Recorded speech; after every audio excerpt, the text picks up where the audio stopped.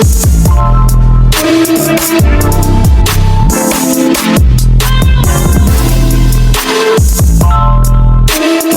and welcome back to the Geek Week in Review with me, Jacob's Toys, and of course the wonderful one and only Super Sorrel. And as you can probably see, we have still got Ryan Speaks Geek here with us, and I think he's becoming a bit of a resident. So I think he's going to stick around for as long as we can tell. Obviously, as before, if you enjoyed the show, Ryan, you always jump in, man. If you're enjoying the show, please do like, share, subscribe, all of those things. I'm going to put Sorrel's details underneath in the bottom in the description, as well as my own. And probably not Ryan's because he's annoyed me already. But no, of course, Ryan's will be there as well. So, gents, how are you doing this week? All right?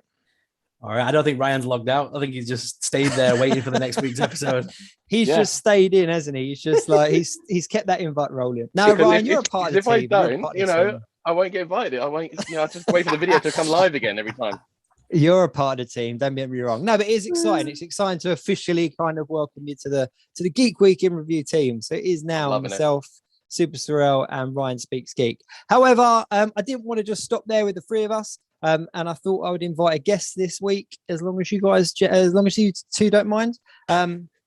He's a guy I've known. It's a bit late if we do, innit? Yeah. Well, I was going to say, you can't really complain now. Ryan Speaks Geek has left the conversation. Super sorry, guys. And then it was just me, just Jake's Week in Review. This is somebody that I've known through Instagram for quite some time. He runs a really, really cool Instagram page. You guys might know him better as the Power of XMen, but it is, of course, wonderful. Paul, welcome to the show. How you doing? I'm doing well. Thank you guys for having me on your show. And I'm glad I'm glad Ryan and Super Sorrel stayed. They did. And they knew you were coming. We talked about you guys coming. It's no surprise to them. So no, but it's nice. It's nice to have like four of us on the screen. It'll be an interesting one to get kicked in, like get involved in. So we had quite a bit happen this week. Marvel wise, we had obviously the What If episode, episode 6. And of course, we had a really cool Marvel Fan First Monday. I think I lose track of what ones they are now, but they seem to be doing them all the time. But yeah, we had the Fan First thing with a lot of figure reveals. So, what do you fancy doing first, TV or toys? Well, I was just going to say as well, keeping it Marvel, Dan Yun has tweeted out this evening, or today in America, tweeted out, may tomorrow be a marvelous Monday for you all. So I've got a feeling. Ooh. We're going to see something drop else tomorrow. Yeah, something might randomly just drop. We have to start shifting these to like Mondays. Yeah, well, normally they announce if they're going to do a big live stream, but I've got a feeling there might be some random drop just because of the fact that he's put that. They do like to give us a little bit of a tease every now and again, don't they? Yeah, I must admit, just before we get into the kind of the meat and gravy of it, I'm really liking this format as opposed to the kind of convention format that we had like pre-pandemic.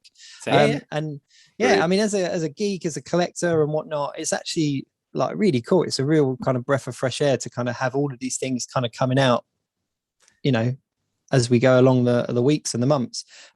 It's painful on your wallet, don't get me wrong. There seems to be something new every week, but it's made it a lot more exciting. So what do you want to do? Should we do TV or toys? We'll go TV first. There's only the one thing really to discuss, isn't there? Now we can bust it out with the toys. Yeah, no, that's fair enough. So Marvel What If, we saw episode 6, and it was, I can't remember the exact name. Was it What If Killmonger saved Tony Stark? Yeah. We have rescued Tony Stark here in the US. So yeah, okay. Look at that. Interesting. There you go. Look at that. It does confirm my theory though, this one. Go on, Em. That they now hate like Tony Stark because he gets like, let's be honest, he's not having a good track record for survival or positive spins for like this whole season so far, is he? They just keep bringing him back to like get rid of him, don't they? Yeah. Like it's I quite enjoyed it. I mean, in a nutshell, Killmonger turns up in Afghanistan and rescues Tony Stark, so he never becomes Iron Man. Yep. And then becomes his best buddy, and it was all right. It's like it again felt to me a bit like the What If, like the What If, the awkward What If, the zombie one. I kind of felt this wasn't a full story again. I kind of felt like there was almost a bit that there was I've got it really in my head that a lot of these stories are actually two-parters that are either going to be over 2 seasons, or that the second season is actually going to be the second half of it. It's going to be second parts to a lot of these stories.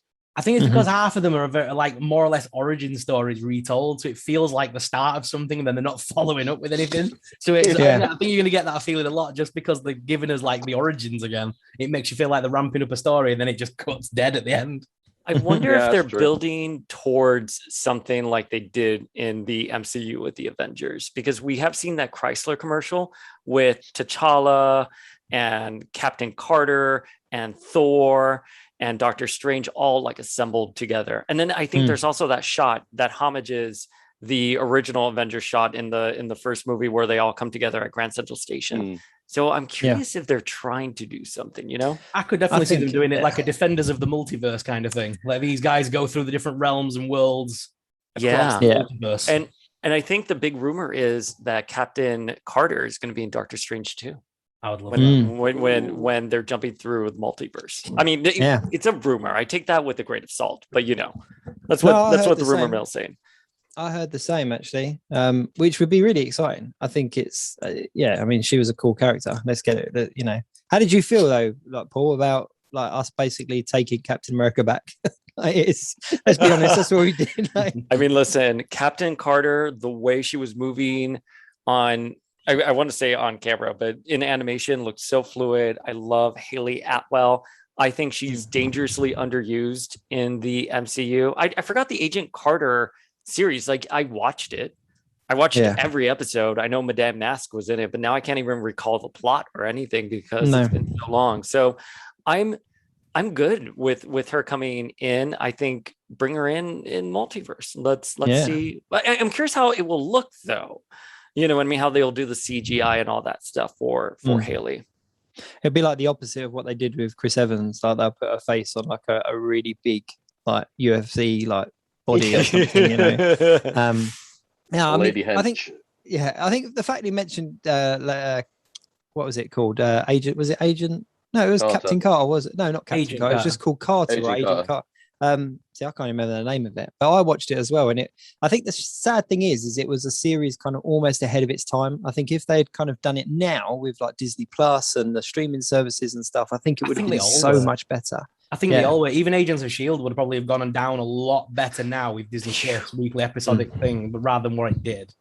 Definitely. I jumped off of Agents of S.H.I.E.L.D. years ago. I don't even remember how it ended. And I mean, as we've got, I jumped off. As we've got Powers of X in the building with us. I mean, X-Men Gifted. You must have watched that, dude. I did. Emma Dumont as Polaris. Yes. The Stepford Cuckoos. I'm forgetting the actress's name. She was on Scream Queens.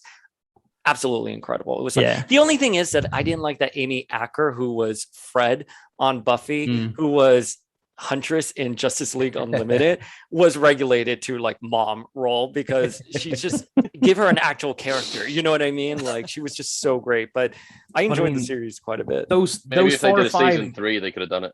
Well, I mean, those 4 or 5 main characters, if they were to bring them through to the MCU to reprise roles, I'd be happy with that. Oh, I would love that so much. Blink, Warpath, Polaris, they were all perfectly cast, really. Warpath, on the skinny side a little bit, but, he's got plenty of years to bulk up and build up to it. It took Thor 10 years, for God's sake. Yeah, there was something just so...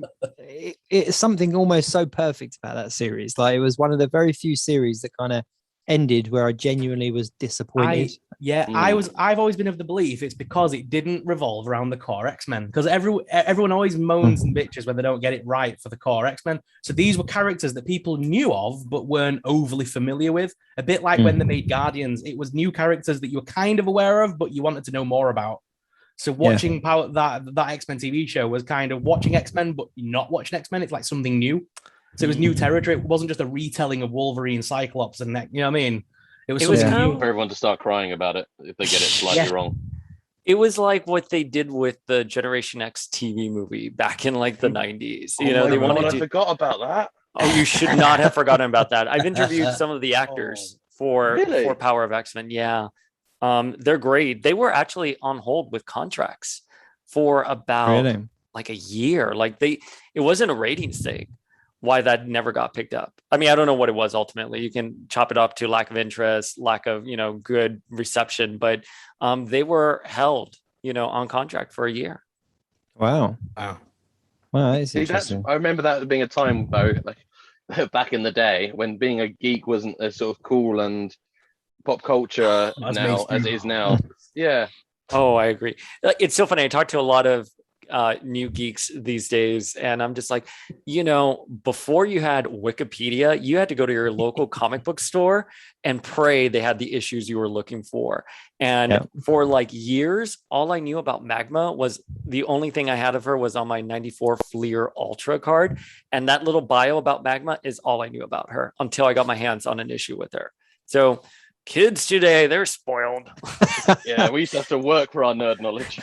We had to be little archaeologists. We had to unearth all of that information. And that's why it was a lot more precious for us and why we're a little bit more defensive of it. Same with Star Wars. Like I've gone through, like I remember watching the films and getting like the visual dictionaries or like the expanded universe character guides, and then finding all these really background characters.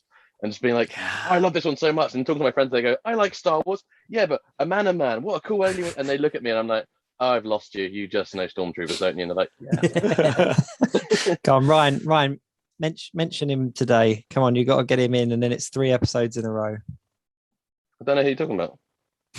Come on. I'm not gonna give it to you. I genuinely don't know who you're talking about. No, okay, there you've lost it. You've lost your shots. Sorrel knows. See? Man. No. He'll come to you and you'll just shout it out. I guarantee. You'll just scream his name in about 10 minutes time. You will. But no, I'm with you on that. I am with you on that. I must admit as well, there was something about like the community back then as well, kind of like having a friend that collected. Like I collected, for example, there was certain. Like I was a big Spider-Man head, like a massive Spider-Man head, and I dipped in and out of kind of things like X-Men and stuff like that back in the comic book days.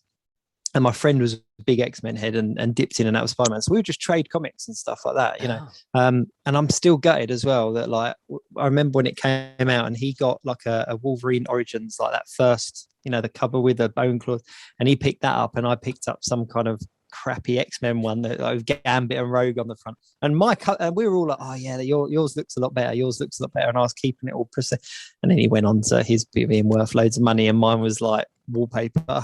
It was like, but it was something about that as well back in the day of sort of having that kind of community and that kind of trading comics and trading information and knowledge and stuff, as opposed to just kind of looking it up, which is a shame nowadays. But hey, you would go to your comic book counter, you would open your pack of like trading cards and you'd see who you had, you'll see who the next guy got, and then you would trade the cards. You literally would trade the cards there.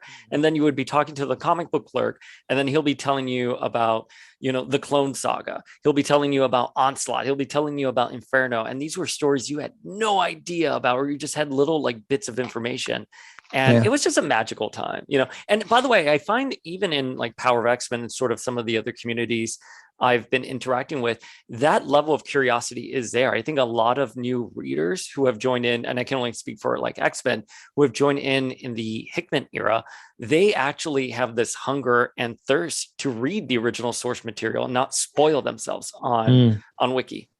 Oh, no, that's good to hear though. There was something that for me as well, going into that comic book store as well, and the long boxes of like the discounted kind of back issues, and kind of just flicking through and just kind of picking up however many for for £1 or $1 or whatever it is. We're going on tour. Paul's taking us on tour now. Sorry, my dog's barking. Let me just get it. It's fine. I didn't know it was one of them videos, but hey, look. Welcome to Geek Week in Review Cribs. It's so anyway, we digress a little bit, but what if was a good one.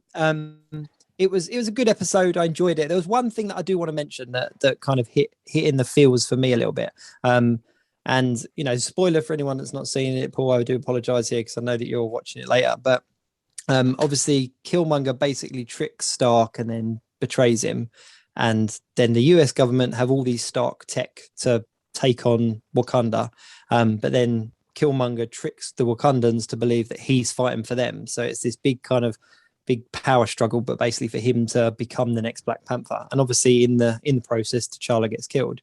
But there was something really foreshadowing about that big fight scene where they were all saying like for T'Challa and all the rest of it, because obviously we know that in the next film, you know, T'Challa's not going to be around. So there was something really kind of sombering about watching that, and kind of, I don't know, and I think that big fight scene, it was glorious to watch anyway, but I think that for me was what made the episode a good one and not one to just kind of throw away. So yeah, and he said that line again, didn't he, when Killmonger went into the sort of like Black Panther afterlife universe, and he saw T'Challa, didn't he?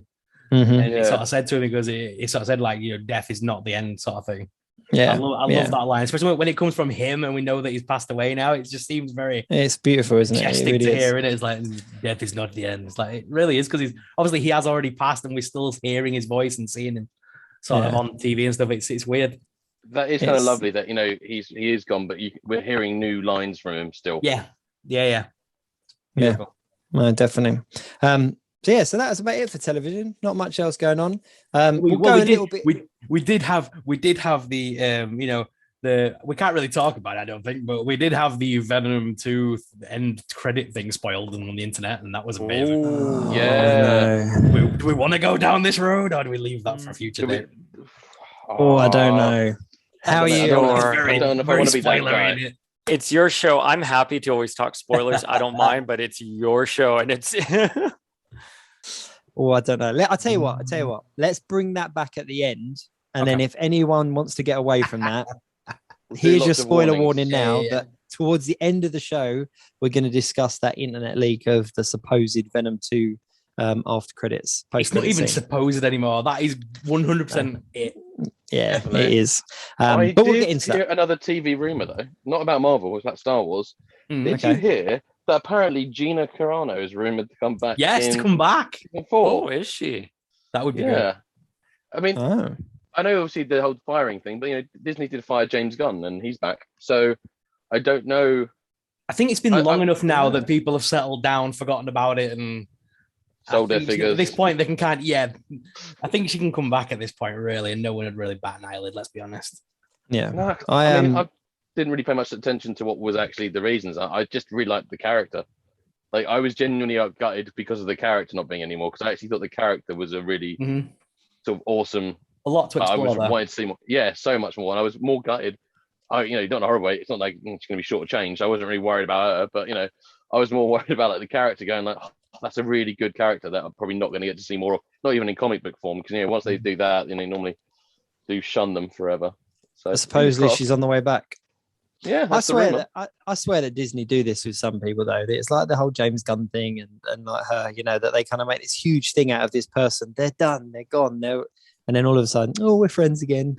Well, with James Gunn, I mean, he obviously made those obscene jokes on Twitter like a decade ago, but he got the backing of the cast. Like, I believe like Chris Pratt, David Bautista, everyone kind of came to his defense. So I think their plan was, let this settle and then we'll bring him back. But was he looped in on that plan? Because he went to Suicide Squad. Yeah, and I don't think he was. I don't think he would like a gentleman. No. Yeah.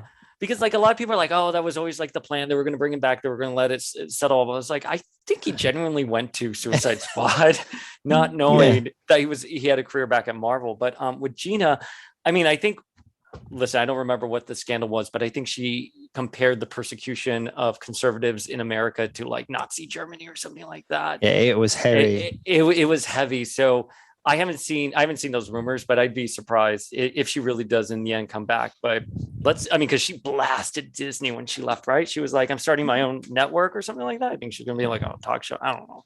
But yeah, it was something. And the difference is as well, again, like, you know, James Gunn, you know, regardless of what it was that he said, it was said a long time ago. Now, I'm not saying that that's right or wrong. No, but pulling something back from the past and going, look what this person, as opposed to something very current, very in the moment. Like they are kind of two. Yeah, and he handled himself very well, James Gunn, with it. He didn't do any big triads. He was like, you know, I understand the decision. Obviously, I'm a different person now, but I respect the decision. Thank you, everyone. Blah blah blah. You know, he did it. Yeah. He did it totally the right way, which is a bit like you know, now don't like cut your bridges when you leave your job, because you never know when you need to go back. Yeah. You know what profoundly confuses me though? It's when people post these things, and look, I put my foot in my mouth on social media sometimes before, but like never to this degree. These celebrities have publicists, they have like media training behind them. Like, don't fuck with your paycheck. You know what I mean? Like that's it. Yeah. Like I mean, like you're allowed to have your own, you know, whatever you need to say. You can fall wherever you want on the political spectrum. But I think there's some common sense. Don't say things like that, especially since you are not, you're an employee representing a brand. And of course, Disney's going to immediately shut that down. So, and I think if I'd been cast, like, okay, Star Wars got a massive revamp. So The Mandalorian brought Star Wars back to life. Oh, you're essentially the co-star of this show. You know that is a paycheck for a long time. Like, I'd be like, you know what, my political opinions, I'm good.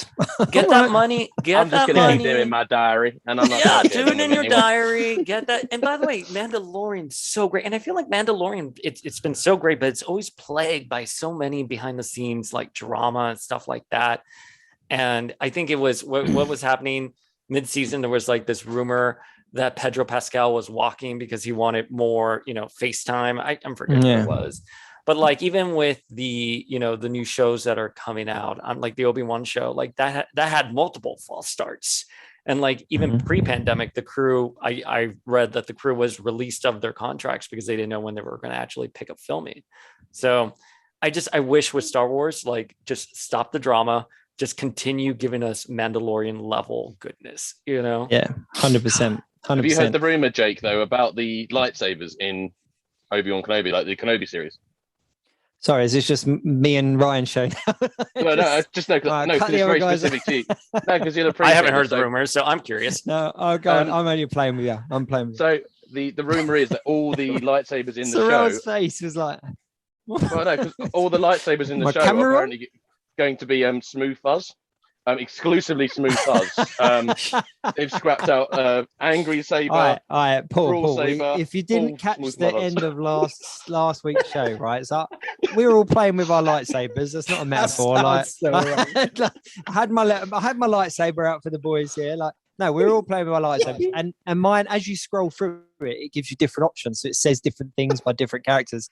And there's one that says Smooth Jedi, and then for some reason the next one says Smooth Fuzz. Right, in the voice though, you gotta do the voice. Smooth fuzz. Do the voice. Smooth fuzz.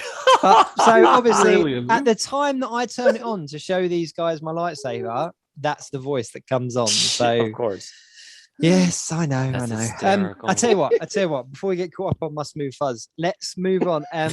While we're talking about TV, though, did you see Andrew Garfield's interview on the Jimmy Fallon show? Yeah.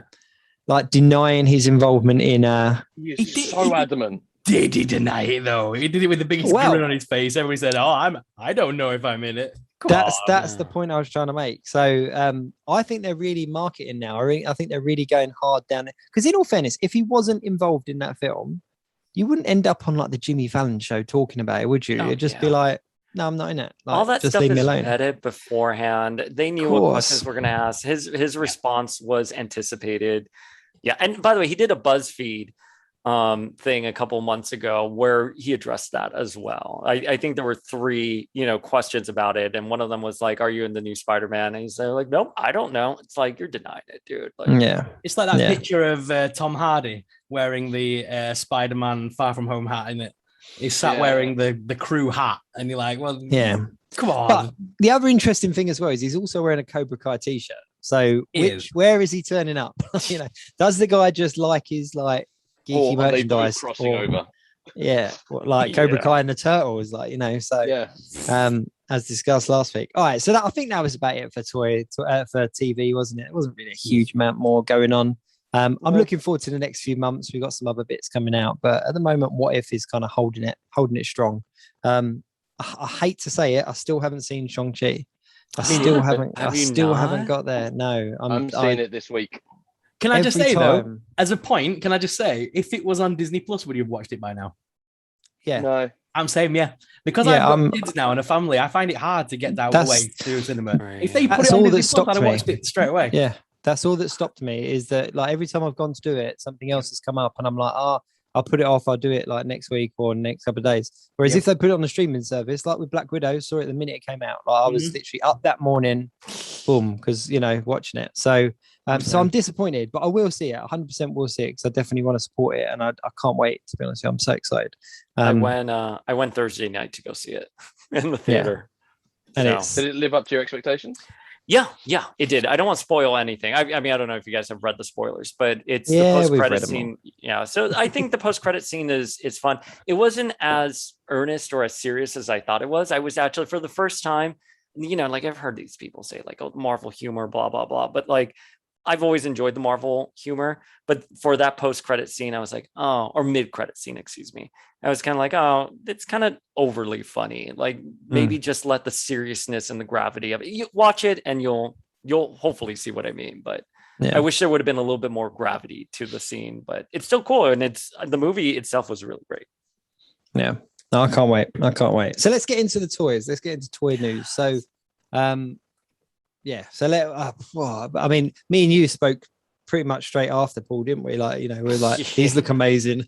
But we had the Marvel Monday, and they revealed that incredible looking Spider-Man Retro Wave 2. I'm all in for it, 100%. Like every single one of those figures was just stunning, I thought. So just to recap, we had the symbiote suit, which is the black one, which we saw Just J Hernandez reveal a few days before. We had the Ben Reilly suit as well. Both of these are on the new retro body. We had the Spider Armor Mark 1, which is one that I've been desperate for them to do for so long. So really pleased to see that one. Hammerhead on the new Happy Hogan build, so that he's obviously fills it out and he's much better than the thin kind of additional head that we got with Chameleon all those years ago. A Shocker, a much more comic book classic kind of Shocker.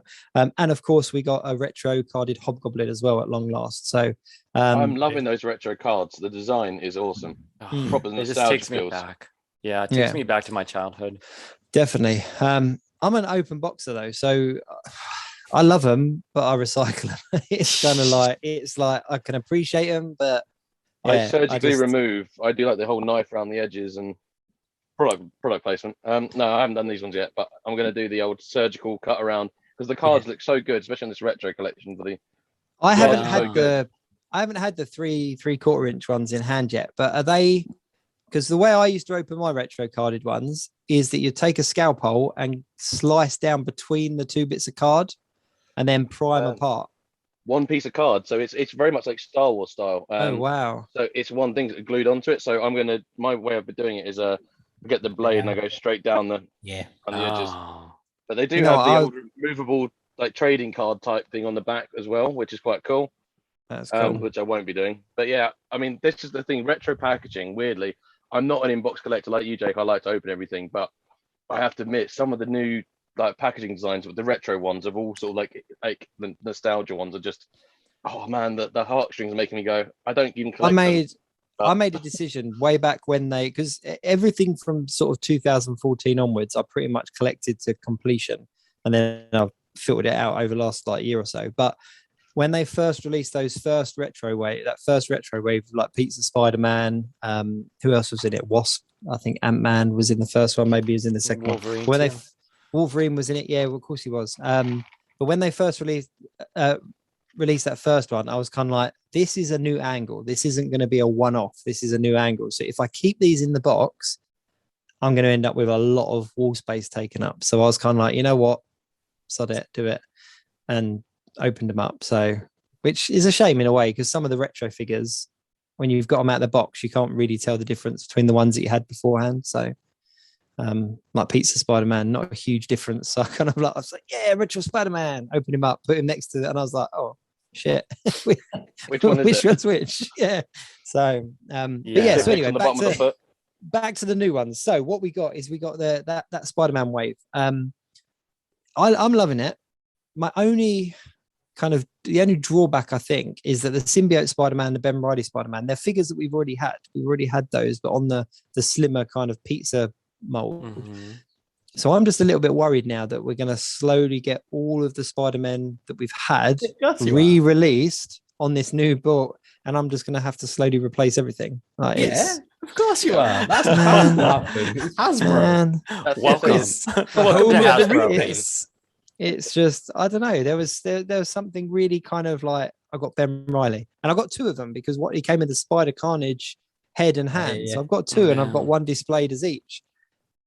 My justification now is I'm like, well, actually, I'm going to have the buffer version as like, one of them, and then the slimmer version as the Carnage maybe, and then sell the other one. But yeah, so they're slowly releasing them all. So I think we'll see them all eventually. Collectors can always make good justifications, can't they? Like for anything like. Well, I'll tell you why I'm keeping that.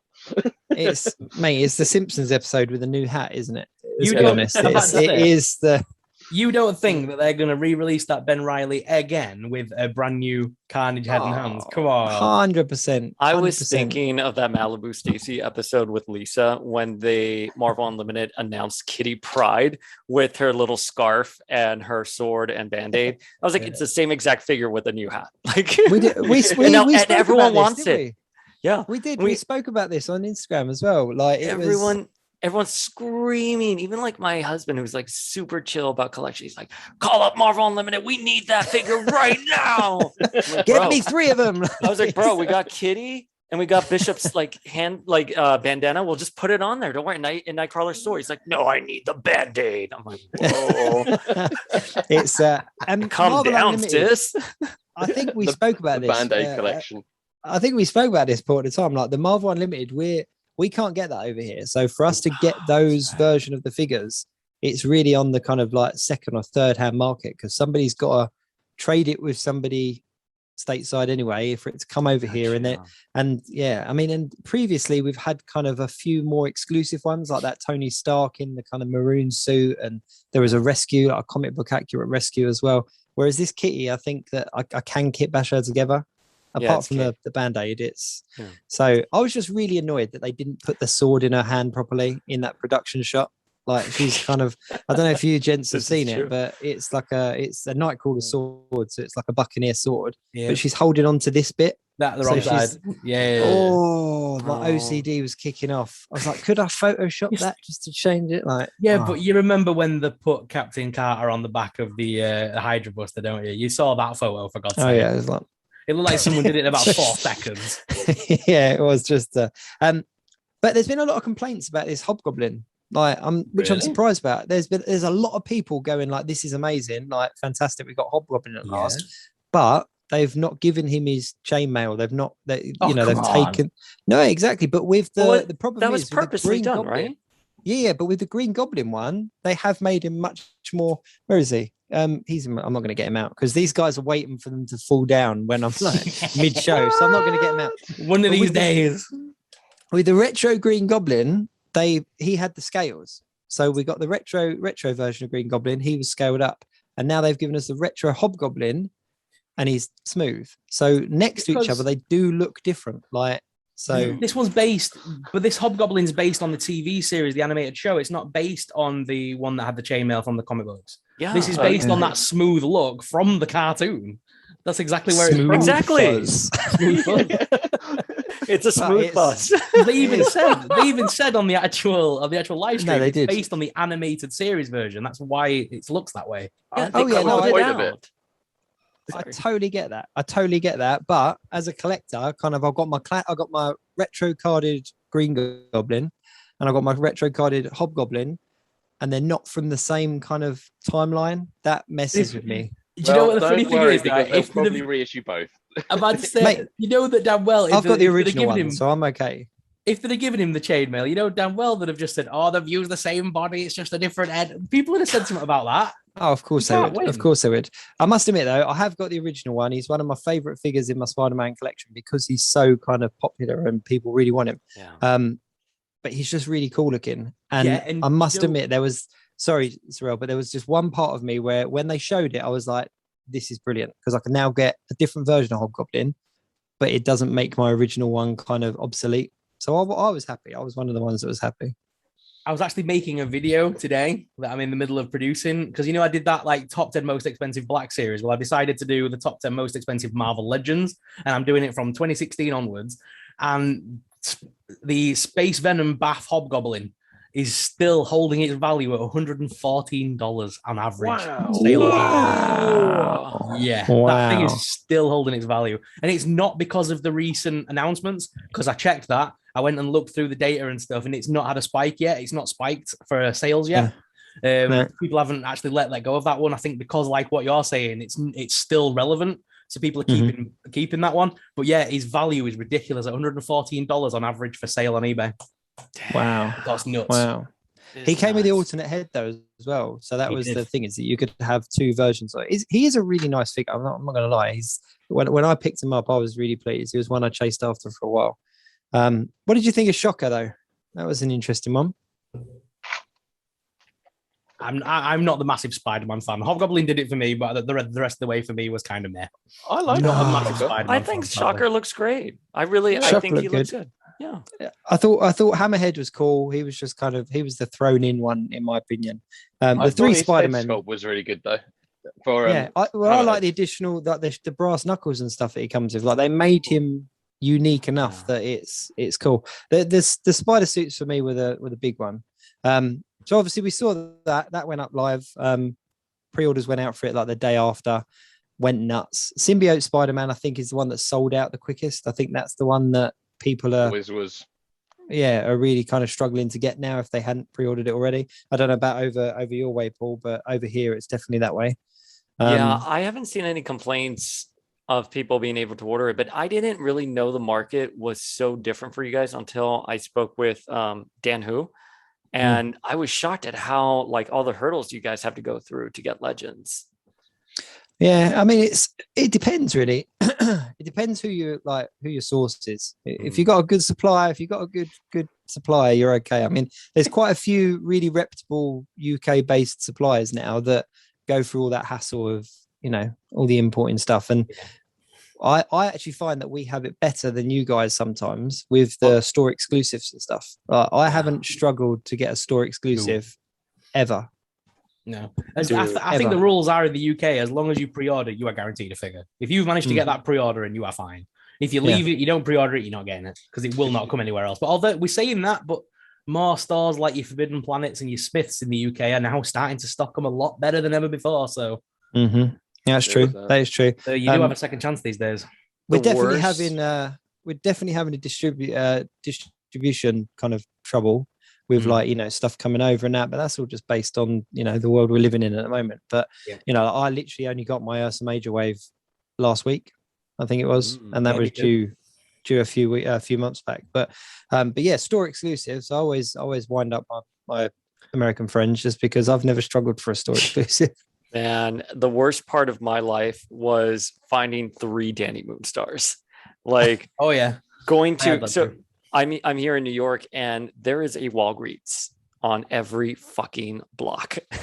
So if I'm going to a gig, I get off and like I'm in my suit and everything, and I'm like, oh, there's a Walgreens. Let me go check for Danny Moonstar, the Cuckoos, Emma, or Mystique. Those were the 4 I was after. And there was a period there for like a year and a half that like I went, and Dwayne Reed, I think now owns Walgreens or vice versa, whatever it is, but they carry Legends. So it's literally every block and stopping in to check. And it's Yellow Daredevils, Wasp, Medusa. Fuck Medusa. God damn, I've never hated a figure more in my entire life. I'm happy to hear that it's easier for you guys to get that. It's definitely not the case here. I appreciate the hunt as well because of my time. Like we spoke, about coming over to the States and stuff. And whenever I come over, I just go on a hunt. And the thing is 9 out of 10 times, most of the stuff coming out, I've got pre-ordered or I know that it's safe kind of being delivered at some point, but I love the hunt. And I'll be like, I'll say to my wife, like, right, we've got to go to a Target, we've got to go to Walgreens. And as you say, they're on literally every corner, those Walgreens. Like most states that you go to, they're pretty much every corner, every other corner. Yeah. And we're literally driving a car like this. I was saying when we went to Orlando, my wife wanted to kill me every 2 minutes. Like, oh, Target, oh, Walgreens, oh, Walmart. Yeah. With that said, though, I think the last wave that I picked up when I was out in America, that was a real achievement was that first Netflix wave. with Punisher and who else? Jessica Jones, Daredevil, and I picked all of those up individually in stores, which was a real kind of like there was that really kind of like yes. So yeah, I know what the hunt's like. Defenders Fever. I'm forgetting what year that was. It was insane. It was the last time I went to Comic-Con, actually, San Diego Comic-Con. 16, 17? Yeah, I think 16 or 17. But like Defenders Fever was everywhere. I found like the Jessica Jones at like a seller there.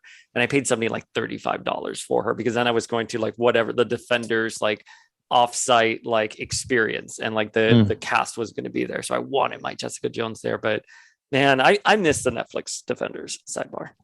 I still haven't finished it, if I'm going to be completely honest. I loved Daredevil. I loved Jessica Jones. I did season 1 and 2 of Daredevil. Jessica Jones, I went through season 1 so quickly. I got through halfway through Luke Cage.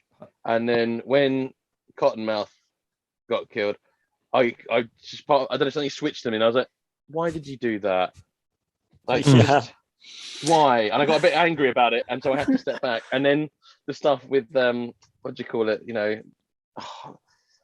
Really not the channel to forget your names of characters. The fourth Defender series. Thank you. Iron Fist. Mate, you can be forgiven for forgetting that one because a lot of people did. But I will go back and finish it. Yeah. It's Punisher, though, was awesome. I watched that. I love Punisher. I haven't seen season 2 yet, but season 1 I thought was so great. Flawless. Yeah, no, I went fully into it all. I absolutely loved it. I was just because I genuinely thought it was leading into a crossover, that we were going to get that kind of crossover that everyone wanted, but I don't know. It was just really good television. I even enjoyed Iron Fist. Yes, it could have been better.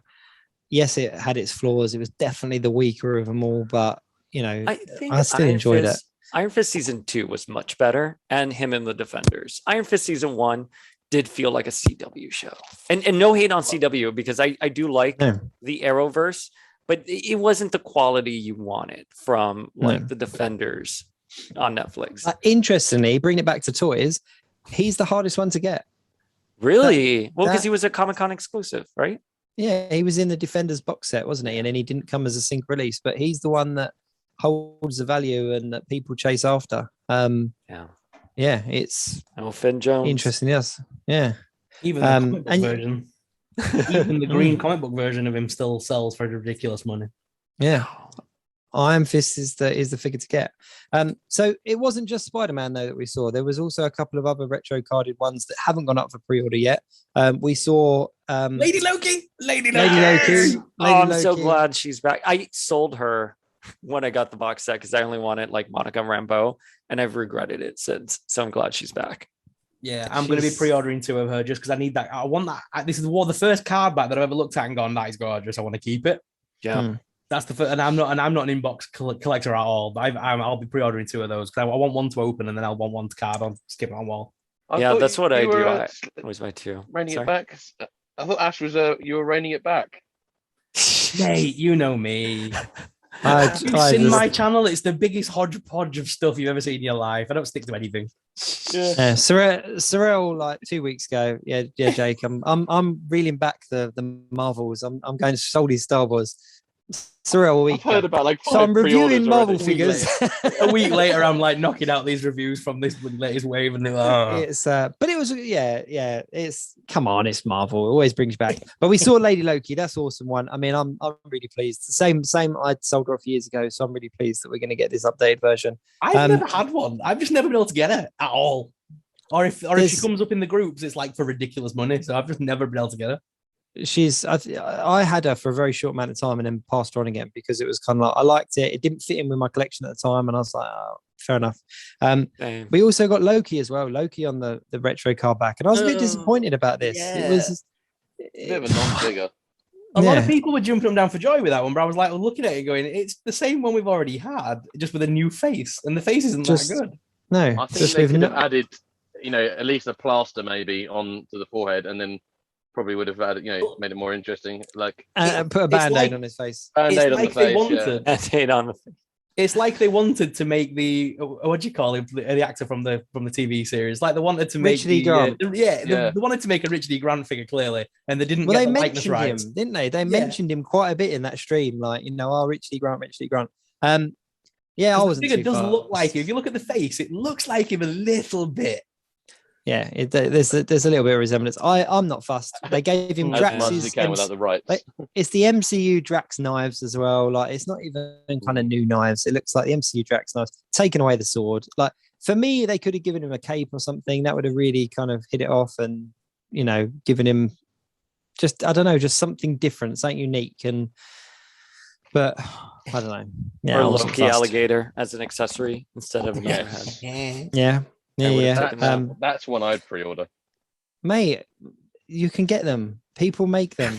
Like RDJ printed me one out. Like they're there. They're available. And then we also saw. I'll go into another franchise. That'll be too much. We saw Falcon as well. Not the repaint that nobody asked for. Not quite a classic Falcon either, was it? It was like it wasn't even classic Falcon. It was just different Falcon. Like what is it based on? What is that one based on? Because I couldn't sort of. It is one of his comic book looks. It's just kind of one that kind of fell in the middle somewhere. It's based on. Replace it. It's based on Hasbro Wants Your Money, so they painted it red and white. I think and they'll give us the comic accurate one in about a year's time.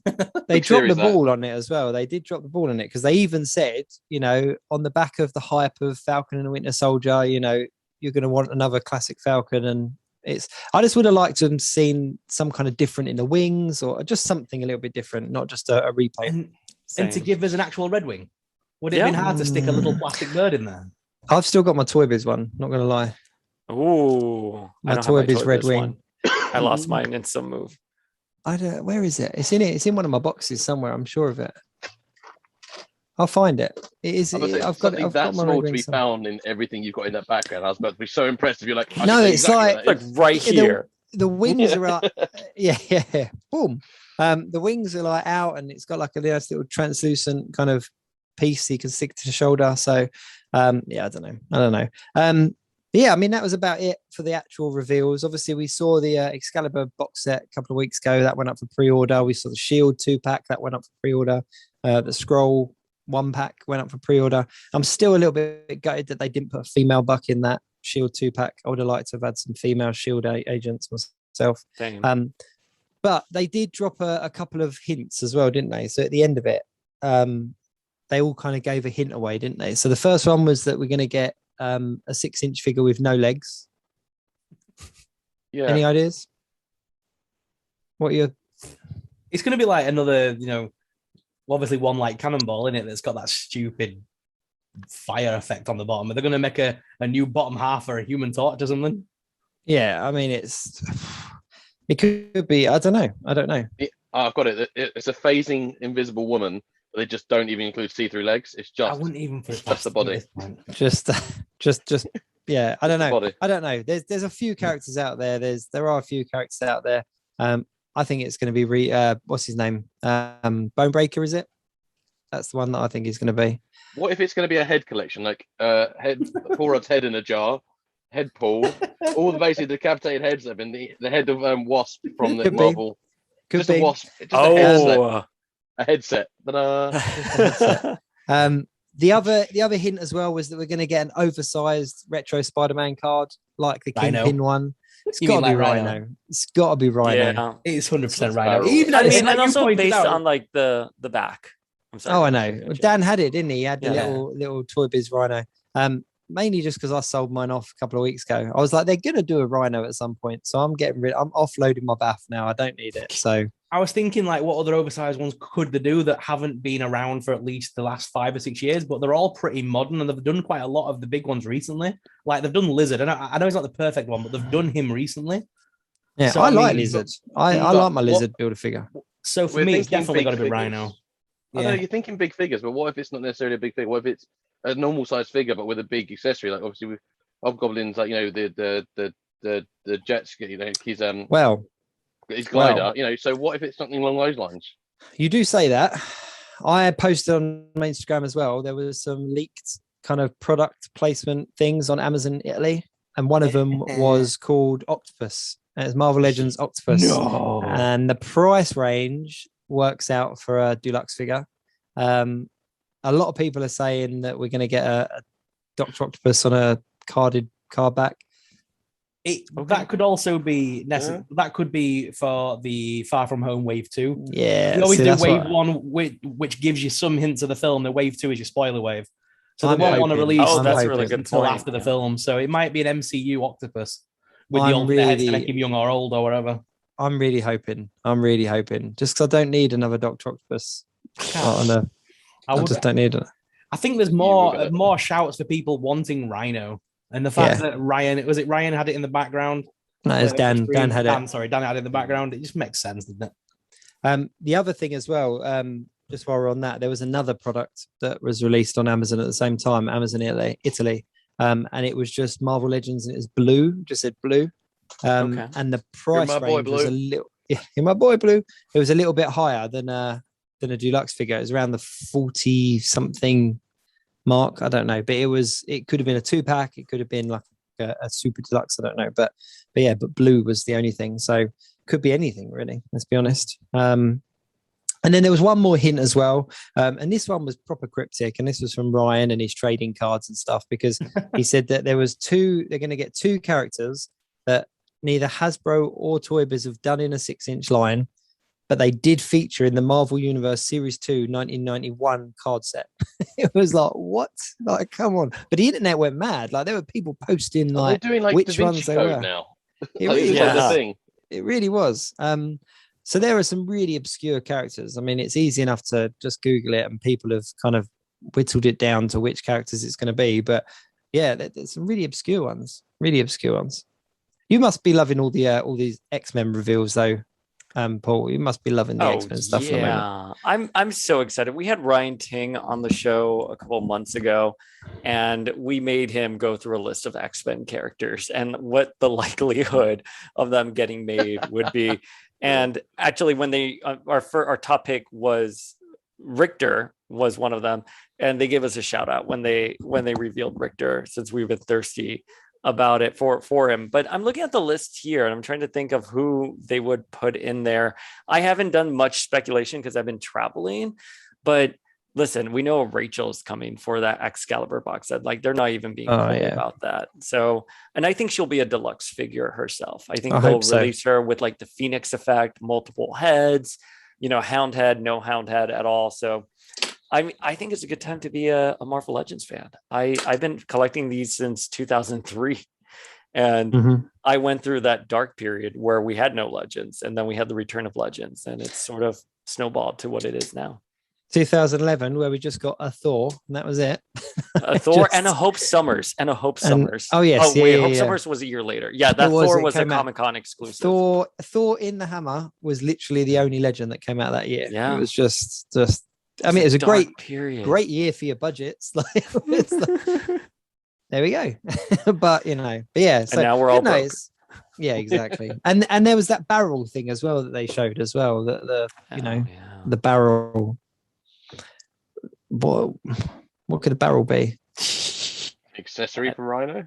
Yes. I don't know. Someone said that could be like the bottom part of like a barrel gun as well, potentially. That could be like a big chamber thing that you shove in the gun. Mm-hmm. But I've had so many speculations on other than a barrel. What it could be. It's a barrel, isn't it? It looks like a barrel. Yeah. I'm wondering whether it's going to be on the actual because like they've already shown a display stand. Then they showed that backing card that was World War II. Clearly, it looks like World War II. And then they've got the big oil barrel. I've got a feeling that oil barrel goes on the stand, and the little backing card goes behind it. Yep. And then we're going to get some character on it, more than likely a Captain America World War II character. Well, you go back to Series 1 back in 2002, Captain America World War II, Captain America Toy Biz. So I think it's going to pay homage to that. We're up to the 20th anniversary this year, coming up to 20th anniversary. So pay homage to that. I'm still sticking with the theory that it's going to be one character from each of the waves, because then with each of the different logos, there's enough to make a whole wave there. It's like 6, isn't it? Mm-hmm. So it'll be each base plate, it'll be the logo from the Marvel Legends series that corresponds with that figure, and it'll be one character out of every one of the series, sort of thing. Not a bad shout. Not a bad shout. So then we'll get that new Toad as well, which they've already kind of half confirmed, more or less, by saying it's a character that's been in Toy Biz but has never been in the Marvel Legends line before. Mm-hmm. And that we're all asking for. That's Toad. Come on. Toad's got to come. Toad has to. Come. Poor Toad. He's and that Toad lost. was like, he was a big chase figure back in the day. And he was originally supposed to be in an X1 box set. And they just recycled the mold for it. Oh, really? Yeah. See, those original kind of X-Men film figures, like I had them for quite some time, and then I don't know, I had to part with them. They just the real question that on everyone's lips though is, do you know what happens to a toad when it's struck by lightning? I can't believe they gave Halle Berry that line. Like, and it's interesting. It was meant to be a build-up, wasn't it? Like it was meant to be a running joke or something, and they cut all the build-up to it or something. Yeah, really? I haven't heard that part. I just remember the fact that she delivered it so deadpan as well. Do you know what happens when a toad gets struck by lightning? It's the same thing that happens for everything else. It was like the most deadpan line ever.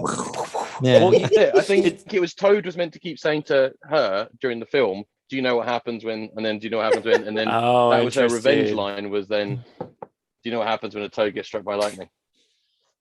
Yeah, that would have been sad. But well, it's interesting. I was talking to Eric and Julia Lewald, who were the creators of the X-Men animated series, and they read the original X-Men script before it went into like full-blown production, and they were like, Storm has nothing to do. Like, why is she just basically a background character here? So like that was their solution, was to give Storm that, that line. It's just it's upsetting. When you look back at the whole film, come on, it's very cringe in it now by modern standards. That film is awful. I love it. Really? I thought it's aged well. I really do have to do. I'm doing a deep rewatch with someone else, but I think I watched it at the beginning of the pandemic, and that was fun. But like, it's remove your brain and understand the context. And when remember, we had 2 years prior Batman and Robin, Joel Schumacher. Yeah. So that lead is still, although listen, I recognize it's a hokey, campy film. The Joel Schumacher Batman and Robin, for whatever reason, I still have a soft spot for. I'm the same. I'm a kid of the same era as you, by the sounds of things. So I mean, we grew up with those films, and we're never going to not like them. Yeah, those were your childhood Batman films. You're never going to come out and say that. I'm not going to. I recognize they're not good. They're not good, but like at the same time, like they're enjoyable. It's just what we had. And I think okay. I didn't care. It was Arnold as Freeze. It was. I think that you go back to those films, like as a kid, it was having these characters that we had seen on the page, like on the screen. Like it was a new thing. It was, So even the bat nipples, like I have a soft spot for the bat nipples. Like it's not even a. People complain, and I'm just kind of like, man, I was hyped for that suit. Like, don't. Well, have you? Am I back? You're back, Ryan. We lost you for a sec. The 5 resurrected you. The Gotham Knights video game where you can play as like Barbara, Dick. Did you just throw in a Krakoa reference? Yeah, I did. You're welcome. I got that. But like the shot of Barbara on her cycle going through Gotham with like Mr. Freeze shooting everywhere just reminded me of Batman and Robin, that film. So I was very excited for it. But yeah. But no, I mean, I really love the X-Men films. Like, if I'm being totally honest, when they came out, I was super behind them, and I kind of saw them out right through to the last one recently, like, and still enjoyed them for what they were. Like, I don't know, I just agreed. And even like Age of Apocalypse, I was kind of like, I'm behind this. Like, this is because it was part of a franchise that I'd started with when I was so young, and I was behind. That I was kind of like, you know what? If I was coming into it new today, I'd be like, this isn't X-Men. But I was too heavily invested. I know that obviously the cast changed and stuff like that, but I was like, no, just give me more X-Men. I would have carried on watching those films.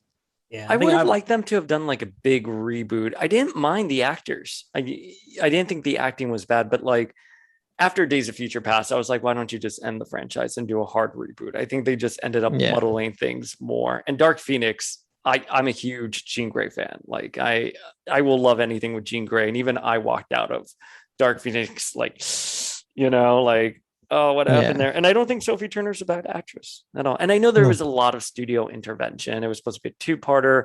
The merger was coming. So, you don't want to throw hate at anyone, but objectively, it didn't even perform at the box office. So it breaks my heart. That's how that franchise died. Yeah. It is a shame. It is a shame. It deserved a better ending. Yeah. I just, and it gave birth to Wolverine, Hugh Jackman as Wolverine. And everybody, 9 out of 10 people that you talk to about X-Men or whether it be comic book, computer games, cartoons, whatever, they reference Hugh Jackman as Wolverine. Yeah. Well, you can't abuse a whole franchise that gave you something so iconic that, even Magneto and Professor X, with though when I read the comic books, it's Patrick Stewart's voice in my head every time I think of Charles Xavier. Now it's Patrick Stewart that I hear in my head. Same with Magneto, it's Ian McKellen. But he even voiced, Patrick Stewart even voiced, I can't remember what computer game it was, but there was even a computer XMen game. Legends. Is it X-Men? Legends? He may have done more. I think he also did Next Dimension, but I was speaking with Patrick Lippo and Dan Vondrak, who were the directors for X-Men Legends 1, 2, and Ultimate Alliance 1. And they were able to get Patrick Stewart for it. And they said nothing about what a great guy he was, how he could just deliver the lines, boom, like that. He was just Professor X. There was no two ways about it. He was obviously in Star Trek beforehand. And my favorite quotable lines from X-Men, the first film, is that beginning part of the movie with, the future's our child, not them. That entire little spiel is my favorite thing on the planet. Every time I get every time I get a Magneto figure, I start quoting that line and doing his voice because it's just iconic. And I just think because they're two, obviously they're two English actors, Ian McKellen and Patrick Stewart, and I don't know friends in real life as well. Yeah, I don't know how much you've seen them on BFFs. Yeah, I don't know how much kind of they're on American television and stuff, but they're on a lot of TV shows together and stuff like that, and they're just so funny together. They did a show. They did a Broadway show here in New York a couple of years ago, and they got a lot of good publicity here. But you just see them together, and they're like really good friends. I think they even hold hands while they walk. It's adorable. They're really good friends. Sorry. Just remember that amazing line though in the first one that no one. What do they call you? Wheels? It's I don't know. I just think it gave birth to, and we had all the Wolverine spin-offs as well. But going back and watching X1, Hugh Jackman didn't look like Wolverine. I don't when I go back now and I'm like, whoa, this is that's not my Wolverine. Yeah, and then he just got jacked and Hugh Jackman. See what I did there. I don't think it matters what they do for me. X-Men will always have a soft spot in my heart just because of the connection I have with the franchise in general. It's always been one of them books that I always jump to. I'd rather go read X-Men than Spider-Man or Avengers. I only know about Avengers things through the movies, really. My whole Marvel knowledge is X-Men. Always has been, always will be. So X-Men, we're not just saying this for your sake, Paul. This is, we all love X-Men. No, I'm pretty sure we've spoken before. I'm pretty sure I've spoken with Powers of X before on Instagram about my entire Marvel Legends collection is predominantly X-Men. I've got an entire lineup that goes right from New Mutants right through to all your traditional X-Men, right through. So that's my main collection is X-Men. The best of the 90s cartoon verse as well. That's obviously being a 90s kid, most of my Marvel stuff came knowledge and sort of my appreciation and my desire to go into the comics was actually because of the cartoon series and seeing those crossover episodes with the X-Men being in Spider-Man, and then obviously that Spider-Man episode where they have Iron Man, Hulk, and they bring them all that was my original sort of Marvel Cinematic Universe, was that 90s cartoon one. The X-Men one was always hands down my favorite, especially the thing as well. One of my favorite, I've mentioned this one before, but obviously I'd done the interview with Cal Dodd a few months back, or no, it's quite a while back now, but earlier this year, and it's still one of my favorite kind of fanboy moments, just having him just go in and out of the voice as we're talking. He's just such a nice guy, and having kind of I don't want to use the word grow up, but kind of grow up watching this cartoon and then just being able to speak to this guy that's just the voice in your head, he was amazing. But it's X-Men for me with my Legends kind of collecting. I went at one point, I was like, right, I'm just going MCU. I'm going to strip back and I'm going MCU. And X-Men was the only reason I couldn't do that. So I had to keep my X-Men collection, and then it kind of grew and grew and grew. But I don't know. I think anybody that likes Marvel has a soft spot somewhere for X-Men. There's just something so beautifully diverse and wonderful about what I've found, though, I mean, because the X-Men have been MIA for a couple of years, I mean, we're finally seeing them coming back with Hickman.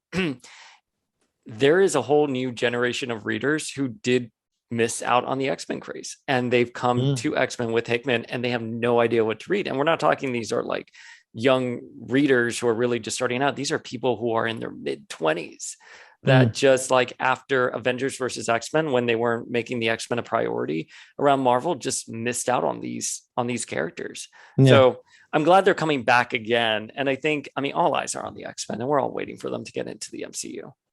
It's going to be insane. It is going to be insane. It's going to be like, it's going to be the biggest. Speaking of the Fox, Doctor Strange 2, sorry to interrupt you. Doctor Strange 2, the big rumor right now is that there's going to be a big battle between Wanda and another Fox character. So let's see. I hadn't heard that. I heard that there's going to be, I heard Ghost Rider's going to appear. That was my rumor. I was like, I heard that Ghost Rider's going to be. Well, that's the thing. I mean, I you know, it makes sense for Ghost Rider. We've got Blade coming up, so I mean, if you've got Blade, Ghost Rider, then they could easily fit Mephisto in there, and it could be the major villain for those characters with Doctor Strange as sort of like a darker version of the MCU, going down a different path and bringing Morbius in and stuff. Mephisto's already in the MCU. That No Way Home trailer, Doctor Strange, shady as fuck. Yeah. But I'm not gonna play the Mephisto game. I'm not gonna put my clown makeup for you guys. Let's not get down that rabbit hole. Let's not go down that rabbit hole. We're done. But I think that was it for Marvel, wasn't it? That was the main sort of toy reveals, and you know, that was what started this conversation. Any other toy news? Big toy news this week? No, I don't think it's big. Go on, sir. Go on. My one's really boring, so I'll get mine out of the way, and then yours can be more interesting. So mine was just about Transformers, because representing Transformers still on this channel. So years ago for the Thrilling 30, they finally did a sort of a new Metroplex, and at the time it was the biggest Transformer of all time. And it was amazing, and I finally got one fairly recently actually. And then they came with Scamper, which is because the original Metroplex from the 80s came with 3 bots that were sort of made out of different components of the city. So you had 6-gun, Scamper, and Slammer, which was the tank. So they did the Thrilling 30, they did the Metroplex, and he came with Scamper, the car. Then years later, they did 6-gun, long after you can definitely not get a Metroplex anymore. And so what they've done now is that they've waited a few more years when it's literally impossible to get Metroplex to finally actually release the final component of Metroplex. So you have to make sure you've gone back in time 3 times to make sure you have the entire thing to be able to get it. It is a really cool figure, and I am actually, it's one I'm genuinely going to try and get, probably from Smith's, I'm hoping. But it's just bizarre that it's taken this long in this day and age to complete one figure effectively. So it's been years, and we finally have a complete Metroplex. That's my little Transformers news today. Dude, you want to get on the Marvel Legends like bus and try building a Build-A-Figure that you've not bought the full wave for, that came out like 3 years ago, and try to pick up like the left arm of Rhino or the, you know. I had enough of that with the Builder droid from Star Wars. I'm still got missing parts of my HK-47. That is why now, if a Build-A-Figure wave comes out, I'm like, just pre-order that whole wave. And if I don't want it, I'll move it on, because I'm not chasing after a left arm for nobody. Like, what else? The only other news that came out this week was DC Multiverse. I know we don't talk DC much on this channel, but DC Multiverse's The Three Jokers figures have been revealed this week. So we've got a new Batman, a new Red Hood and Batgirl, and then of course the Three Jokers. And they look awesome, to be honest. The promo picture for that was just, I thought it was a comic book still, like a shot of a comic. It's really well done. Really well done. So I'm really looking forward to getting the Three Jokers more than anything. I will definitely be getting those. Yeah, McFarlane revealed those, right? They look great. They really are nice. We don't talk about DC a lot on this channel. Let's be honest, but we should. I love DC. You know what? I just got in. Look what I just got in. Wow. The Sean Murphy White Knight Bat Cycle with the Batman. I mean, it's cool. Gorgeous. I love it. That is cool. Damn, that's cool. The pre-order went up for the Suicide Squad figures as well this week, over here. I don't know. And I went on there with a full intention of getting it, and then I looked at them and I was like, you know what? They just look disappointingly cheap, like kind of thing. Do you know what I mean? Like, no. It's John Cena he has sold his likeness out so much that I think even I could make a better John Cena kind of face sculpt than what they put on him. And then they sold it as like an exclusive. They were like, get the what's his name, Peacemaker figure, and then we're going to give you the exclusive one without the mask on, and it doesn't look nice. Do you know why though? Why? So DC Multiverse, or McFarlane rather, haven't got the likeness rights for John Cena because WWE are holding on to those because they're doing the new WWE Hollywood line. Do you remember we spoke about it a while ago? Yes. Where you're going to be able to get like the Scorpion King, and you're going to be able to get like the films like with Andre the Giant and stuff like that. But they're going to be doing a Peacemaker with John Cena's actual head sculpt from the WWE line that's coming out very soon. That's why you can't get it in Fallon. That makes a lot of sense. So, I got the Harley Quinn from that line, and that's the only one I really wanted other than King Shark. I'm just waiting for the single release of King Shark, because I didn't see the point in getting other figures that I didn't want for the bath when they're releasing an actual King Shark in a few weeks. He's coming as a single carded figure, so I'm just going to get that. That was a film that I had average expectations and then came out going, that was incredible. It was a good film. I love that. It was really good. James Gunn, isn't it? It's James Gunn. James Gunn, yeah. Oh yeah. So, apart from 3 Jokers, that's about it. Other than that, I got a few pickups this week that I want to share because I'm ridiculously excited about it. So it's just because these are from the USA, and obviously we're in the UK, and I want to gloat that I've got them. Droid Factory. I saw this. Oh, you saw this. That's nice. Galaxy's Edge, right? Yeah, well, it's Droid Factory from Disney. So it's not exactly from Galaxy's Edge, but it's every year they do like a Christmas and a Halloween edition droid. It's just I always get these sent over because I love them so much. It's with a new hat. See, there we go. That is literally a figure with a new hat. and then just because we haven't got Spirit Halloween in the UK, which annoys the hell out of me. I really want a Spirit Halloween, but Hocus Pocus Danny pop vinyl. Oh, nice. Excited when I saw that. So Danny from Hocus Pocus. Yeah. What did you think of the reunion last year? It was brilliant. I'm actually looking forward to Hocus Pocus 2. I love that film so much. It's just not seen Hocus Pocus. You haven't seen Hocus Pocus? How do I eject someone as a guest? I don't know. I'm looking now. What is wrong with Ryan? No. Come over here. You were having a movie night. Okay. Just get on a plane now. Fly. Get on a plane. Over to I'll order you Papa John's. Right. That's the thing. Right. But the thing is, I have to confess, it's because I cannot stand Bette Midler. I have irrational. No, it's Bette Midler. I know. Ryan's I'm a bisexual who doesn't like Bette Midler. I'm like basically I'm ejected from my own community. But like she does just something, and it is irrational. It's a bit like Angela Lansbury. Because of Murder, She Wrote, I can't stand her. Because Murder, She Wrote makes me angry. Digging. Murder, She Wrote was like my childhood, my friend. No, it's wrong. Diagnosis Murder is much better. I'm gonna save Ryan and carry on. But yeah, the Mirrorverse figures came out this week as well. Oh, that looks finally got the Mirrorverse. We've got the Sorcerer Mickey. Yes, but my favorite of the wave, that Belle figure is absolutely amazing. So she looks great. This is the first time I've seen her. I've seen the promos and the publicity images for her. She looks beautiful. Great. There's something just very cool about that. And then I'm a little bit jealous. For all our UK followers, Amazon UK finally got in the Monsters collection. Oh, no way. Yeah, so the art on Amazon, they're $23.99, so they're a little bit more than what the pre-orders are, but the pre-orders aren't going to be coming in until November for the UK. So it's going to be after Halloween when you get these if you pre-order them. So Amazon have got them now. So we've got Dracula. Nice. And this is Marvel Legends territory. He's got an alternate head, different hands, accessories. I mean, and he's got like 30 points of articulation, supposedly. So, I mean, it's Marvel Legends territory. Then we've got Frankenstein. Oh yeah, that looks so good. And then they've gone for cloth as well, which I love on this. It's not just cheap plastic for the bride. The bride. She looks so good. She's got a cloth jacket, cloth dress on rather than cheap plastic, and it looks so good. Nice. What's the only one I couldn't? It's the Creature of the Black Lagoon, but I couldn't get hold of him. He was sold out everywhere. But yeah, Creature of the Black Lagoon is the last in the wave. Oh, so I'll just wait. I'll just wait for my pre-order to drop for Creature of the Black Lagoon, because I've got them on pre-order, but I wanted them for my Halloween reviews for October, so I needed to get them. Yeah. No, nice. They are cool. I couldn't resist sharing them. No, they are very cool. Don't blame you. That's awesome. You just need like a haunted castle now to have like them like displayed in with a little smoke machine at the bottom. That would be sick. I think after seeing that Dracula, I think Marvel Legends need to redo theirs badly, because that Marvel Legends Dracula I've got on my shelf looks diabolical comparison to this one.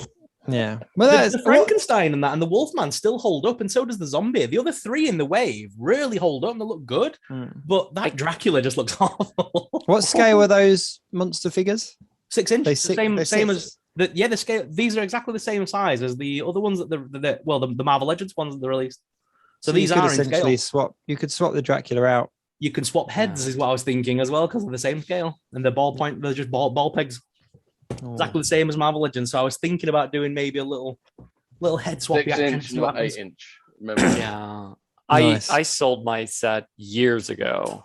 I'm looking at the photos of them now, and they look really good. I agree about Dracula, but the other ones look like they've held up pretty nicely. You know what? I skipped over it, and I distinctively remember. It's poetic actually that you're on the show, Paul. But Midtown Comics in New York. I remember walking in there, and it was that box set that was on display.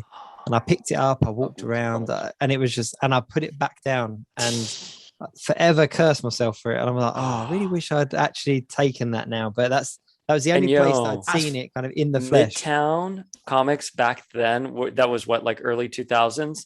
Yeah. You could go in and they had like all the bootleg like videos, like VHSs of like the original Fantastic Four movie, the Batman series, because the DVDs just weren't a thing at the time. Yep. And it was such a magical place to find all that stuff. But it was a really cool. Sold on the counter. It's really funny that you should say that you picked yours, or you were going to pick them up in America, because I was the same. I got mine from Action Figure Coliseum in Orlando, Florida. That's where I got mine. Oh really? Yeah. Oh, wow. And if you've never been to that place, oh my God, it's like the mecca of action figures. You walk in and it is just literally wall after wall of figurines. Yeah. I walk down the way, I want that one, I want that one, I want that one. I had to like remortgage my house. Amazing. Right, let's go. I want to go to spoiler territory before we finish up then. But before we do, very quickly then, recommended reading. I like that idea. Obviously with you on the show, Paul, we need to know what you're recommending, and we'll give you a shout as well. Okay. I'll go first. I haven't got it yet, but the next comic that I'm going to be reading that's in the post at the moment is Kashala, Spirit Rider.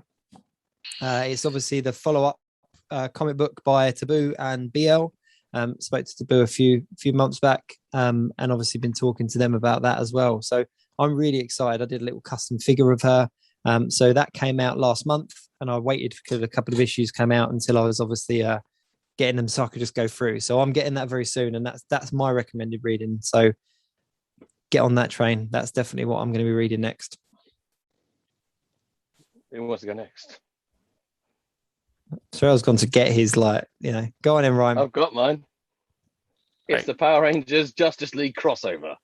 It's the thing that you didn't ask for, but you've got it anyway. Wow. Do you know what? It's great fun. It's exactly what you need it to be. You know, you're not expecting it to be like super amazing, like in-depth stories and stuff like that. It's just fun. It's not like 90s TV Power Rangers Lost in Space mixes with Ninja Turtles live action show crossover bad. Like it's genuinely good fun. I would recommend it. There's a couple of nice little moments in it as well between the characters, but cool. You can get them quite cheap secondhand as well. So I would recommend. They are whoring those Power Rangers out to anybody and everyone, aren't they? They are just literally Power Rangers crosses over with the Golden Girls next. I guarantee.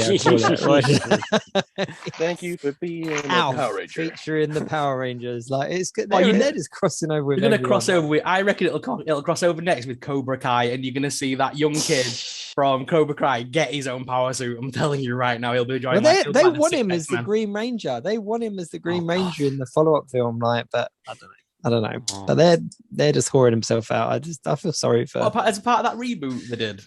Yeah, they want to continue that. Yeah, I've got a feeling that Tommy would have been a girl in that one. I feel like that a girl character. That was a rumor that was going on for a while, but I don't know if it was ever confirmed. I think you guys can correct me if I'm wrong, but I think the quote was something like Tommy can be anyone. You know, it could be a girl, guy. But did they ever get as far as casting for? No, we literally just saw that little tease, didn't we? Yeah.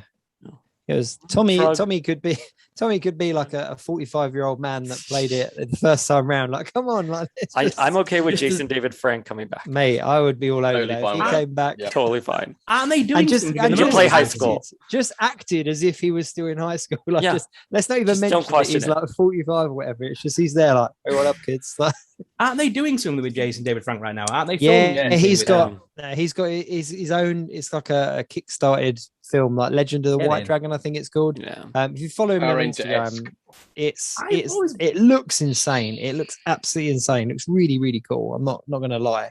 And the suit is killer. Like, it looks good. After seeing him play Lord Drakon in that live little tease they did for the comic book. We're going to do the comics, and they did that tease with Jason David Frank as Lord Drakon. I was surprised they never continued that and had like a new team of Power Rangers and he's the bad guy.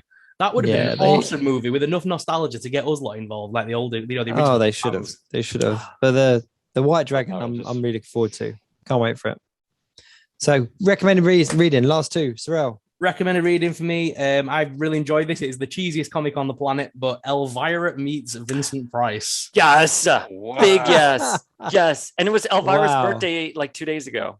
Yes, and she's got her own special. The 40th anniversary special is on Shudder on the 25th. So she has got a Halloween special coming out this year. But yeah, the Elvira meets Vincent Price. There's 2 issues out right now, and it has been the funnest read I've had in a long time with a comic. I'm getting that immediately. She breaks the fourth wall like every 10 seconds. I love it. Amazing. Paul, come on, bring us home. All right. What you got? All right. So I got two. My first one is going to be an X-Men title, which is X-Men Red. What? And it's Jean, who's recently been resurrected and coming back into a world where hate and fear has translated to Twitter and fake news. So it's Jean sort of trying to make sense of the world she's come into. She assembles a team called X-Men Red, and their biggest adversary in the title is Cassandra Nova from Morrison's New X-Men. So it's really good. Wow. It's huge in scope. It's pre-Krakoa. So Krakoa hasn't happened yet, but Jean Grey has just come back to life after her death in New X-Men. Wasn't that about the same time when they did X-Men Black? Because they did like they did gold and blue, didn't they? And then they did black and then black. And then they did red, gold, and blue, and then black came out that October, I believe, and it was just one shots of like the X villains, sort of giving them that. And then my last one, which I just got in, I'm obsessed with this comic book. I read it back in like 2003. It's called Midnight Nation. And it's about this detective in LA who falls into an in-between dimension where people are forgotten. And he has to walk all the way from LA to New York to reclaim his soul. And it's just a beautiful book that Top Cow put out back in 2003. I've been revisiting it recently. It's all about the people who get forgotten and left behind. And it's such a wonderful message. And I don't know how to pronounce the writer's name, but it's the guy who created Star Trek. And Gary Frank does the art. So it's a win-win. It's a slam dunk. Or I'm sorry, not Star Trek. It's Babylon 5. He created Babylon 5. Sorry. Wow, there's a fighting words around here, boy. No, I'm sorry. Don't hit me. I'm sorry. I just Ryan is going to come over to hit you, and then have wasn't me. Come over, hit me, and then we'll watch. Yeah, we'll watch Hocus Pocus. That's just as a party. Right, before we round it up, then let's very quickly get into that spoiler territory. So, if you are watching the show still and you do not want to get any spoilers from the upcoming Venom 2, then please do. Please log off now. Log off now. Obviously, what we are talking about is speculation and rumors. There's no concrete evidence in regards to anything that we've got to bring to this, but it's pretty solid. It's pretty solid information. Yeah. So this is your spoiler warning. If you are still here, then let's get into that Venom 2 post-credit scene tease. So we all heard the same thing, right? Yeah.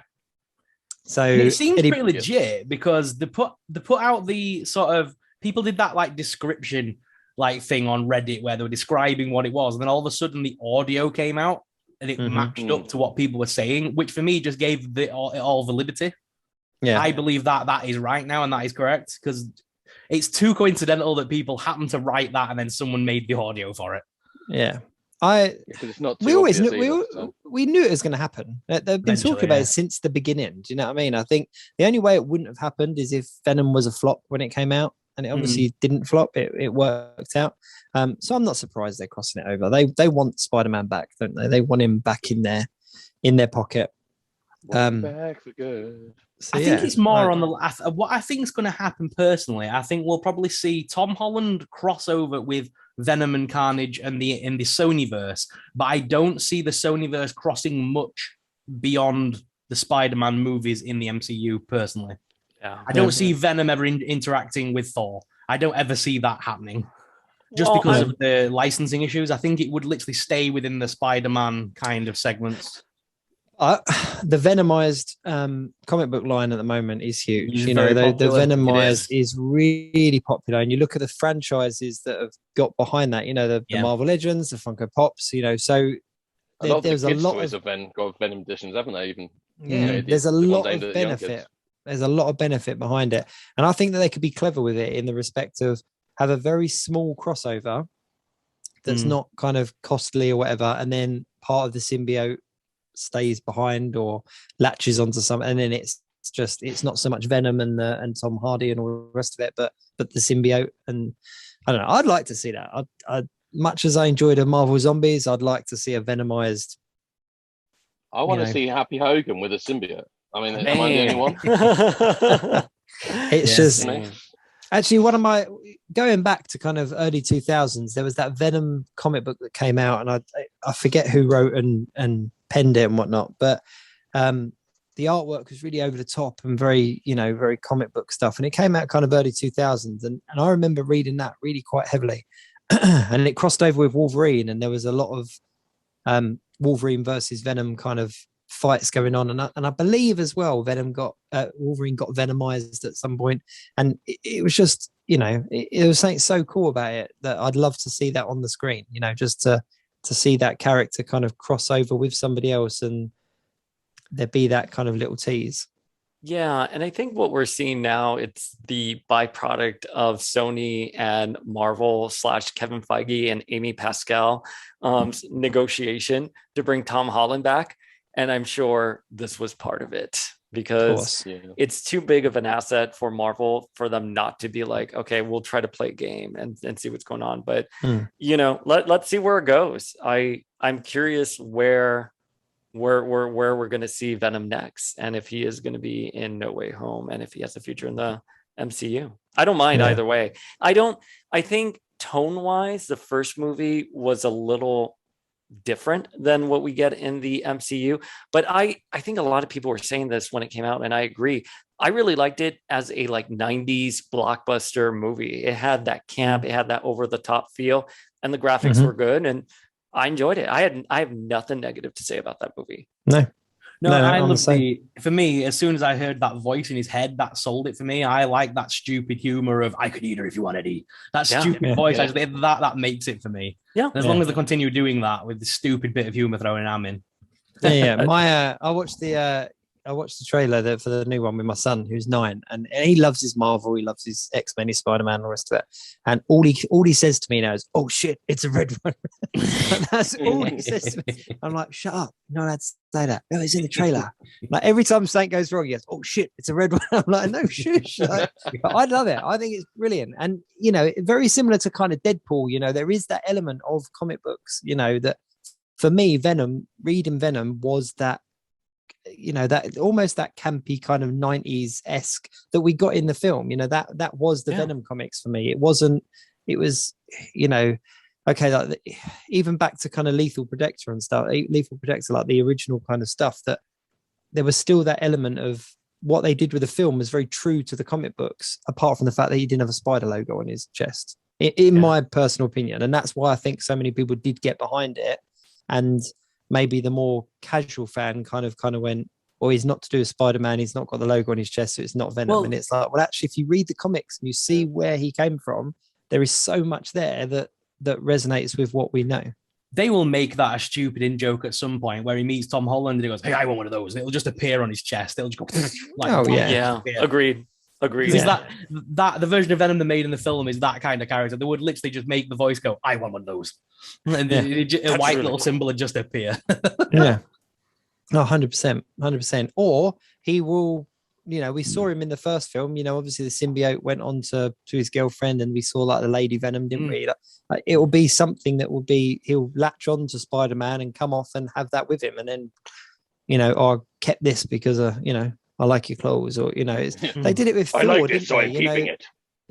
But it's the same as like Thor. You do such a good impersonation, by the way. In Infinity War with the beard and stuff, when Thor made the joke about Chris Evans having the beard, Captain America having a beard, it'd be something like that, won't it? It'd be like something as simple and as funny as that. But yeah, no, I'm excited. I can't wait to see it. I really can't wait to see it. When you said that, then I thought you were going to talk about the when Chris Evans when Thor meets Star-Lord, and they're on about the voice. I'm not putting the voice on. That's my favorite moment. Oh, that's he's trying to copy my voice. And it's that Why are you whole holding yourself weird, well. Quill? It's that whole end scene where it's like, well, we know who's in charge. Yes. And then it's just brilliant. It's just brilliant. I can't wait for the next Guardians film. I can't wait for Thor. Supposed to start Guardians of the Galaxy. I think Guardians is supposed to start filming next month, right? I think so. It is soon. It's coming up. It is definitely coming up. They're definitely is the holiday special before Guardians 3 or after? I don't think it's happening. Is it not happening now? Oh no, I don't think it's happening this year. I think it's later. Yeah, I think it's next year, but I think that's coming before Guardians 3. But I don't think it necessarily links in. In all fairness, but they could literally drop that anywhere in the timeline. Let's be honest, they could drop that anywhere in the timeline. It's not however they want it. Yeah, especially since there's a couple-year gap between the first film and the second. Groot isn't the literal Christmas tree, I don't know if I'll be able to take it. Yeah. Fair. Peter Quill tries to describe a Christmas tree and then Groot tries to make himself one. I mean, that's got to be a scene, surely. Yeah, 100%. 100%. I love Groot. Just to bring it back to the whole Venom thing, from listening to the audio several thousand times, because I'm like that. So it's obviously he's obviously what you're watching the TV at that moment at the end of Spider-Man 2. When it's revealed that Spider-Man is Peter Parker. I think it's that moment from the end of the film that he's listening to. And he sort of says he looks tasty, doesn't he? He looks tasty. See, but I read, this is where I'm going to throw a spanner in the works. I read a slightly different description than what the audio sounded like. All right. What did you read? They're in an apartment, they're on the run for whatever reason, and Spider-Man comes up on the screen, not on the television. They make no reference to Spider-Man 2 or anything like that. And Venom says something along the lines of really hating him, or I hate that guy, or something like that, as opposed to what we heard of that audio. But I think even if the audio's true and the description's fake or vice versa, we get the gist of what we're going to see. That's how they're going to cross it over. So yeah, I can't wait. I was also thinking, because of the fact that Venom does come out in like a few weeks, like next week, isn't it? It's 1st of October it comes out. 7th, I think. Yeah. I don't know the date, but a week or two. It's definitely soon, very, very soon. And then just to go back to the fact that Tom Hardy was wearing the Spider-Man 3 hat, and the Spider-Man movie is not due out till December. Is there a chance that there was a little crossover in the filming and that he could appear at the very end of the Spider-Man movie or something? Like we might get a Tom Hardy cut. That would be incredible. Like a post-credit scene is Tom Hardy. Is it out for you guys already? I'm sorry, I cut you off, but like it's saying here that it was released September 14th in London. Maybe that was what Venom? Venom too, yeah. Yeah, no, it's definitely not out yet. Yeah, that's a few weeks for us, yeah. Yeah, it's definitely early October. I know that much. It would be cool if you had maybe Eddie Brock trying to interview Peter Parker, maybe, you know, and then just hearing the Venom voice in the head when he looks at him, and Peter's like, "Why are you looking at me funny?" And you know, because Peter's like, Eddie's like going to be like something like, you know, "I just want to ask you a few questions about, you know, your time spent," and then his head's going, "We should eat him," and then like Peter's just looking at him, "Dude, why are you looking at me so weird?" You know, I'm not. Just answer the questions. Honestly, I will eat him in one piece. You know, something like that. It'd be awesome. I'd love that. That's like the last bit. I'm just going to take the audio out of this interview now, put it over a black screen, and leak it as you know. I've got it. No, if you're going to do that, it has to be. Why does your lightsaber say hot fuzz?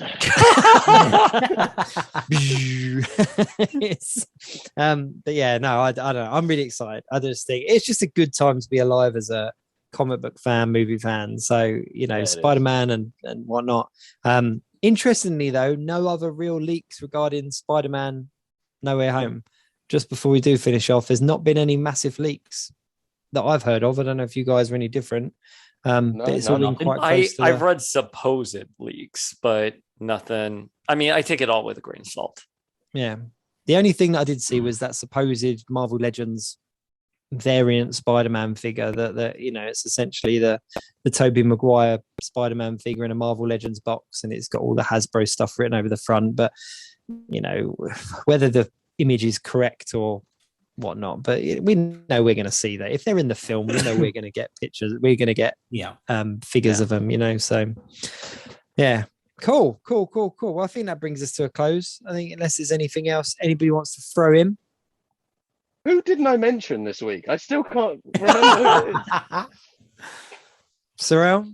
No, I'm just going to leave him wondering. That's good. I might just leave you hanging. Savage. I might just leave you hanging. No, I'll round off. I'll round off. Mini lightsaber and everything. God. I'll round off. I'll end the recording. The show will finish, and then I'll just say the name before we go. I just Dan Solo. No, come on, man. Is your favorite little background character? Come on, your favorite little background character. You mentioned him every time. Ryan. I would have said Amanda Man, or you got Blue Snaggletooth, Yak Face, Kit Fisto. I got Falcon.